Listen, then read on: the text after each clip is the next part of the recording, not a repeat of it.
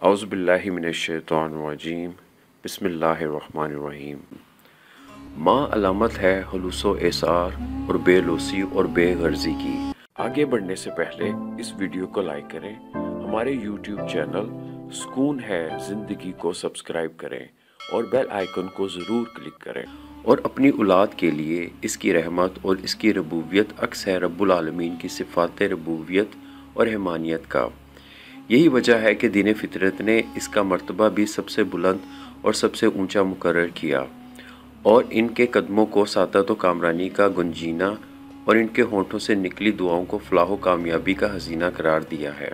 اخلاق و مذہب اور تہذیب و تمدن کی تاریخ میں آپ صلی اللہ علیہ وآلہ وسلم ہی وہ واحد ہادی اور رہنما ہیں جنہوں نے صاف لفظوں میں دنیا کو بتایا کہ خدا کی عبادت اور بندگی کے بعد انسان پر سب سے اہم اور سب سے مقدم فرض اپنی ماں کا احترام اور حسن سلوک ہے۔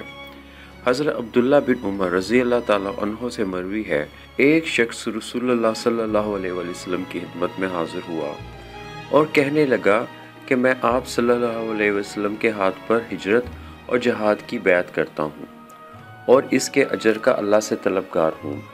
آپ صلی اللہ علیہ وسلم نے فرمایا، کیا تمہارے ماں باپ میں سے کوئی زندہ ہے؟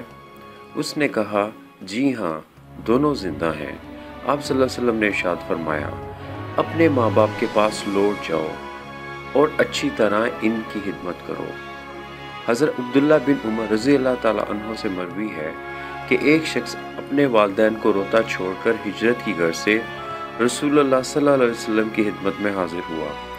آپ صلی اللہ علیہ وسلم نے فرمایا، ان کے پاس واپس جاؤ اور ان کو اسی طرح خوش کر کے آ جس طرح کہ ان کو رلا کر آیا ہے۔ حضرت ابن عمر رضی اللہ تعالیٰ عنہ بیان کرتے ہیں کہ ایک شخص رسول اللہ صلی اللہ علیہ وسلم کے پاس آیا اور کہنے لگا، حضور مجھ سے ایک بہت بڑا گناہ کا ارتکاب ہو گیا ہے۔ آپ صلی اللہ علیہ وسلم نے اسے دریافت کیا کہ تیری ماں زندہ ہے؟ اس نے نفی میں جواب دیا۔ پھر پوچھا گیا کہ تیری خالہ زندہ ہے؟ اس نے کہا ہاں۔ رسول اللہ صلی اللہ علیہ وسلم نے حکم دیا، واپس جا اور اپنی خالہ کی خدمت کر۔ حضرت ابو ہریرہ رضی اللہ تعالیٰ عنہ راوی ہیں کہ رسول اللہ صلی اللہ علیہ وسلم نے ارشاد فرمایا کہ ان کی ناک خاک آلود ہو، یعنی ذلیل و خوار ہو۔ آپ صلی اللہ علیہ وسلم نے یہ بات 3 مرتبہ فرمائی۔ لوگوں نے پوچھا، یا رسول اللہ صلی اللہ علیہ وسلم، کون ذلیل ہو؟ آپ یہ کس کے لیے فرما رہے ہیں؟ آپ صلی اللہ علیہ وسلم نے فرمایا، وہ شخص جس نے اپنی ماں اور باپ کو بڑھاپے کی حالت میں پایا، ان میں سے ایک کو یا دونوں کو، پھر ان کی خدمت کر کے جنت میں داخل نہ ہوا۔ ایک روایت ہے جس میں رسول اللہ صلی اللہ علیہ وآلہ وسلم نے ارشاد فرمایا، جنت تمہاری ماؤں کے قدموں تلے ہے۔ ہم نے انسان کو ہدایت کی کہ وہ اپنے والدین کے ساتھ نیک برتاؤ کرے۔